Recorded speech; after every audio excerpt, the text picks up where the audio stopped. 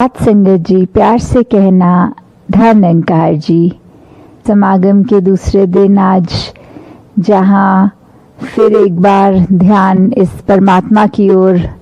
सभी वक्ता महापुरुष, गीतकार महापुरुष, गीतों वाले, स्पीच वाले, कविताओं वालों ने यही लगाया कि माध्यम जो भी हो ये परमात्मा पे ही अपने आप को आधारित रखें। मन को स्थिर रखने के लिए जहाँ एक इतने फोकस, चैनलाइज्ड एक करने का तरीका यही परमात्मा है। तो कैसे हम अगर अपने आप में सोचें कि कैसे जीवन काल में अगर देखते चले जाएं कि कोई अगर छोटा बच्चा हो, उसको कभी स्कूल के ईयर्स में पढ़ाई में एक थोड़े से अगर तैयारी बहुत अच्छी की हो और परिणाम में उतने अच्छे मार्क्स ना आए तो मन फिर अस्थिर हो जाता है कि कैसे एक इतनी तैयारी, इतनी मेहनत, इतनी लगन से करने के बाद भी जब रिपोर्ट कार्ड हाथ में आई तो जो सोचा उससे कम मार्क्स आए। तो ये मन का ये स्वाभाविक रूप में अस्थिर हो जाना कि ये हुआ कैसे, और घर वालों ने भी हो सकता है कुछ कह देना ऐसा कि इतनी अगर पढ़ाई अच्छे से नहीं करी होगी तभी परिणाम खराब, और ये मन उस स्टूडेंट का व्याकुल होना कि सब पढ़ाई पूरी और इतनी प्रैक्टिस के बाद भी ये कम मार्क्स का आना, समझ जब ना आना, और फिर ये शिकवे परमात्मा से करना। और ऐसे ही अगर आगे चलें तो किस तरह अगर कोई रिश्ता किसी का किसी के साथ मुकम्मल ना हो तो किस तरह फिर एक ये कंप्लेंट्स मन में आना, एक इस तरह से कि जब तक तो सब ठीक था तब तो सब अच्छा लगना, और जैसे ही कोई बाधा आई उस रिश्ते में तो कैसे फिर वही व्यक्ति एक उससे बदला लेने की भावना तक मन में आनी, और आजकल कैसे सोशल मीडिया को भी यूज करना कि एक दूसरे इंसान को डिफेम किया जाए क्योंकि इसने अपनी पूरी कोशिश के बावजूद भी हमें एक उस तरह का जो हम रिजल्ट चाह रहे थे वो एक कमी हो जानी या कुछ। तो आगे चलते हुए जीवन की यात्रा में जब एक टूवर्ड्स कह लो बुजुर्गी या थोड़ा उसमें और उससे भी कम आयु में जब अपने आगे किसी के बच्चे होने या दोते पोते होने कि कैसे एक ग्रैंड चिल्ड्रन की एज में भी उन्होंने देखना कि किस तरह एक जीवन में क्या उनके जॉब्स लगे हैं, नहीं लगे तो सिर्फ उसको ही एक व्याकुल मन ना होना, पूरे परिवार का साथ में परेशान होना। तो कैसे ये देखा गया है कि मन अस्थिर किसी एक एज ग्रुप के लिए नहीं है, ये कैसे एक थ्रू आउट लाइफ हम किसी भी एज के टाइम फ्रेम में होना तो भी ये स्वाभाविक है कि कुछ ना कुछ ऐसा होगा जो सिचुएशन वाइज अस्थिरता लाएगा। पर हमने अपने आप को ऐसे समय में भी कैसे स्थिर रखना है, यहाँ उसी को ही सिचुएशन को रिवर्स करके देख लें कि जब किसी स्टूडेंट के कठिन परिश्रम के बाद भी कम मार्क्स आए तो वो ऐसा कुछ सोच लेना कि शायद मेरी ही कमी रह गई होगी या कुछ भी कि चलो कम आए हैं तो कोई बात नहीं, मैं अगले साल की मेहनत और लगाऊंगा। तो कैसे आगे चलते हुए देखें कि अगर कोई रिश्ता भी दरार पड़ गई उस रिश्ते में तो कैसे मान लेना कि ठीक है, मैं दूसरे का पॉइंट ऑफ व्यू नहीं समझ पा रहा, दूसरा मेरा नहीं समझ पा रहा, तो इस चीज को एक हैप्पी नोट पे ही रखा जाए, कोई पुरानी अच्छी यादों को मन में बसाया जाए और उसी के साथ आगे चला जाए। और फिर आगे अगर किसी का फैमिली में देख रहे हैं कि ग्रैंड चिल्ड्रन में किसी की जॉब वाइज कोई दिक्कत आ रही है या आगे जैसे कुछ कल्चर्स में होता है कि ग्रैंड पेरेंट्स का एक ये थोड़ा सा अस्थिरता आ जाती है देख के कि एक सर्टेन एज में सर्टेन कार्य ग्रैंड चिल्ड्रन अगर नहीं कर रहे हैं तो उनका भी फिर उस तरह ये देखा गया कि अगर वो भी उस समय देखें कि ये परमात्मा की रजा में ही हो रहा है, इसी में ही कोई बेहतरी होनी है, तो वहाँ उनका मन भी अपने आप ही स्थिर हो जाएगा। तो कैसे ये स्थिरता हम हर सिचुएशन में ला सकते हैं, वही चॉइस की बात, वही विवेक की बात, वही चेतनता की बात, कि इसी के हेल्प से हम जब इस परमात्मा के अंदर इस तरह इससे अपनी एक मिला लेते हैं, ट्यूनिंग कर लेते हैं, तो फिर ये जो लिव जुड़ी है, ये फिर हर कार्य में हमें परमात्मा का ही एक कर्ता दिखाई देगा कि ये इसी के आश्रय हो रहा है, इसी के हुक्म में हो रहा है,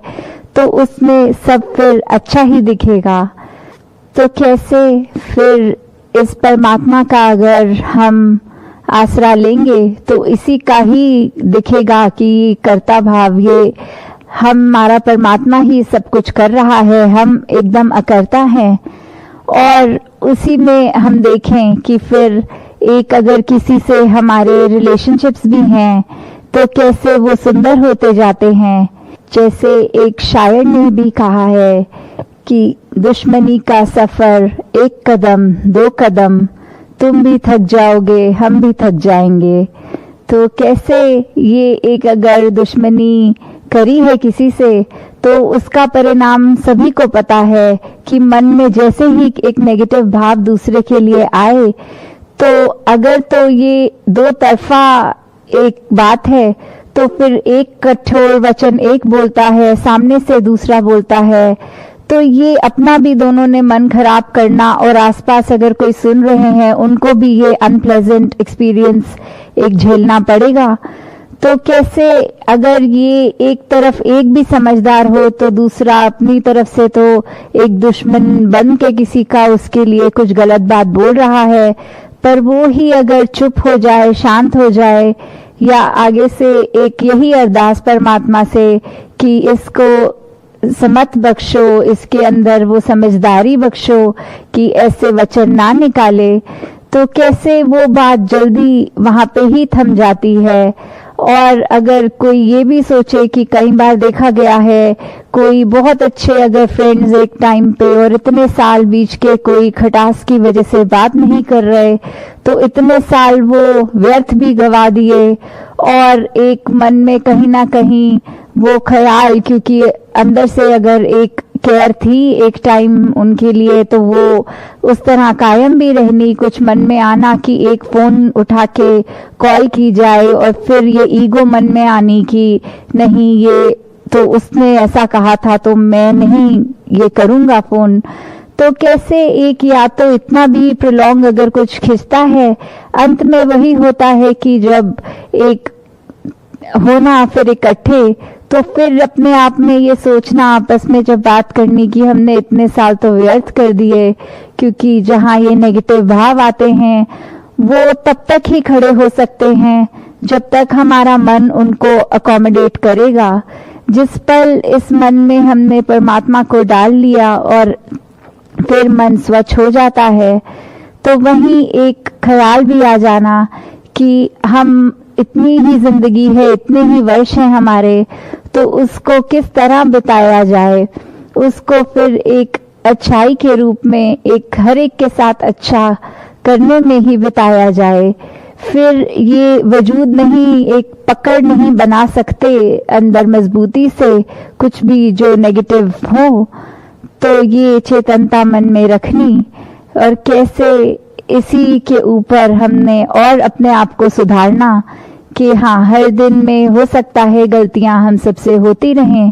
पर कैसे कोशिश करके कि एक अपनी गलती से ही खुद को इस प्रकार सुधार लें कि आने वाले दिन कहीं वो गलती से भी वही पुरानी वाली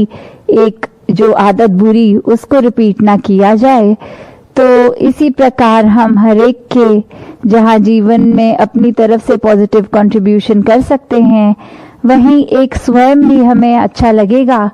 कि हमने किस प्रकार अपने मन पे धीरे धीरे वो स्थिरता और मजबूत कर ली। तो जैसे अभी हमने देखा पिछले दिनों जो 23 फरवरी को भी मेरे हरदेव की जो ऑडियो बुक लॉन्च भी हुई, कैसे जो आप सभी महापुरुषों ने जहाँ वो पुस्तक भी पढ़ी, क्योंकि सदगुरु बाबा हरदेव सिंह जी महाराज की हमेशा से जो भी टीचिंग्स हैं वो एक एक विचार में ही अनेकों हमें चीज़ें उसमें से अगर पॉइंट्स देखें और अपना कितना उससे सुधार हो सकता है, वहीं कहीं कह लें कि एक ऑडियो के रूप में कि अगर कहीं हम चाहे कार में ट्रैवल कर रहे हों तो वो टाइम भी है कि उसमें अगर ये एक रीड आउट, एक स्टोरी की तरह, एक रीडिंग की तरह वो बुक ऑडियो बुक में जो है, तो वो भी हम बिना पढ़े पुस्तक को भी कान तक वो अच्छे भाव श्रवण कर सकते हैं। तो ये सभी टीम का जो एक एफर्ट रहा वो सराहनीय है। तो कैसे हर एक ने ये योगदान दिया और ये सेवा भाव सभी का, तो ये बात हमेशा से जो सदगुरु बाबा हरदेव सिंह जी महाराज भी अपनी हर विचार में फोकस करके बोलते थे कि ये परमात्मा को अगर हम पा लें, इसकी जानकारी ले लें, तो हमारा जीवन कैसे सुखमय हो सकता है। और अगर ये बात है कि लोक सुखी परलोक सुहेला वाली बात, और अगर चलो कोई आज की जनरेशन में ये भी अगर बात बोले कि हम तो एक करंट टाइम की ही बात करना चाहेंगे, हमें नहीं पता कि हमारे पुराने जन्म थे नहीं थे, या ये 84 लाख योनियां कोई चीज होती हैं कि नहीं होती, तो भी ये देखें कि इस जिंदगी में जो अभी हमारे सामने है, करंट है,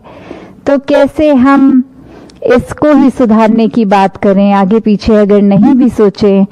तो यही है कि कैसे अपने पल पल के सुधार के लिए हमेशा इस परमात्मा का एहसास होना, क्योंकि स्थिरता में हम वही कर सकते हैं कि इस एहसास के कारण ही मन स्थिर होगा। और वहीं ये महाराष्ट्र का जहाँ समागम हो रहा है, तो जहाँ महाराष्ट्र की ही धरती के संत मुक्ताबाई जी भी कहते हैं, जगिया ब्रह्म दिसे उगड़े, ये भगवान, ये परमात्मा ओपनली देखा जा सकता है, इन्हीं आंखों से देखा जा सकता है। तो कैसे हम इस परमात्मा को देख सकते हैं, जब ये हम ऐसा कर लें तो फिर हमें अपनी भी एक असल पहचान कि हम ये शरीर नहीं है, उस पे हम आधारित होकर अपने जीवन को एक सही डायरेक्शन में ले जा सकते हैं। तो जैसे आज सुबह भी सेवा दल रैली के रूप में जो मैसेजेस ये स्किट्स में भी देखे गए कि कैसे एक सेवा का जो भाव है मानवता के लिए, वो हर एक ने, ये मिशन ने एज अ होल या इंडिविजुअल लेवल पे हर महापुरुष ने कैसे दुनिया के लिए अपने आप को अर्पण किया, और मन में कोई एक ये अहम का भाव नहीं कि मैं कुछ करने वाला हूँ। सारा क्रेडिट इस परमात्मा को कि इस परमात्मा ने क्षमता दी है, तो ये शरीर कुछ चल पा रहा है, कुछ किसी के लिए कुछ हम अपने हाथ पैर चलाकर कुछ कंट्रीब्यूट कर पा रहे हैं। तो कैसे एक अगर एग्जाम्पल के तौर पे अगर एक लेडी होती है, जब वो प्रेग्नेंट होती है, तो हर समय उसको एक अपनी तबीयत का ख्याल सबकॉन्शियसली एक साइड बाय साइड चल ही रहा होता है, चाहे वो कहीं पे भी काम कर रही हो, ऑफिस में हो, कहीं पे भी। तो एक ये देखते हुए कि खाते पीते, काम करते, कुकिंग करते या जो भी डे टू डे एक्टिविटीज वो कर रही हैं, तो ये पता है कि मुझे हमेशा कुछ तेजी से नहीं चलना, कुछ भार नहीं उठाना। तो ये चीज बार बार उसको एक याद नहीं कराई जाती कि ऐसा ना करो, आप प्रेग्नेंट हो, पर वो एक नेचुरल, एक इंस्टिंक्चुअली पता होता है कि हम जो भी कर रहे हैं वो बहुत उस तरह करें कि अंदर एक जो और जान है एक, तो वो उसका ख्याल करते हुए।